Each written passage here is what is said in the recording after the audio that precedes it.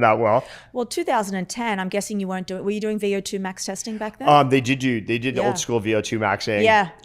They didn't know, it was more for athletic purposes than now. One of the things I've learned in the last 2 years and really started to appreciate is how if you probably only have one signal about a human and you want to project how long they're going to live, it's your VO2 max that you want to know and improve.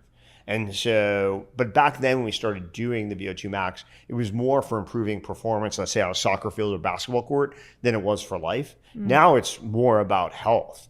So I'm obsessed. I have all my friends, I ask all my friends, what's your VO2 max? I ask founders, what's their VO2 max? And if I don't think the answer is age appropriate, I'll be like, you need to change this. I've been having this dialogue with one of my partners at KV. You've got your graph memorized. Yeah, I've got the graph. But it is amazing. And I highly recommend anybody at least get it tested once a year. I think once you get it tested and have a real baseline, you can use things like your Apple Watch or whatever. They're not super accurate, but they'll give you a relative feel if you're improving or regressing.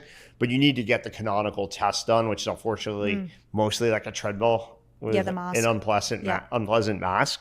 But it's incredibly accurate at predicting how long you're going to live. For high performance people that have goals in life that they want to achieve in a competitive field, you're talking about performance.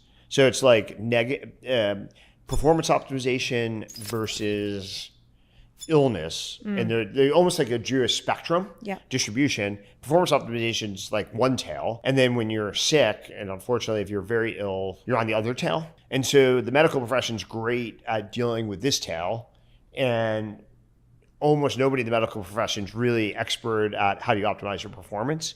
Eventually I think those will get synced together, but that's why I wind up going to almost two different professions actually. And then unfortunately they'll share some blood tests, but they usually want their own panels too. But the thing is, anyone can take your blood, right? Anyone can. A phlebotomist takes your blood, right?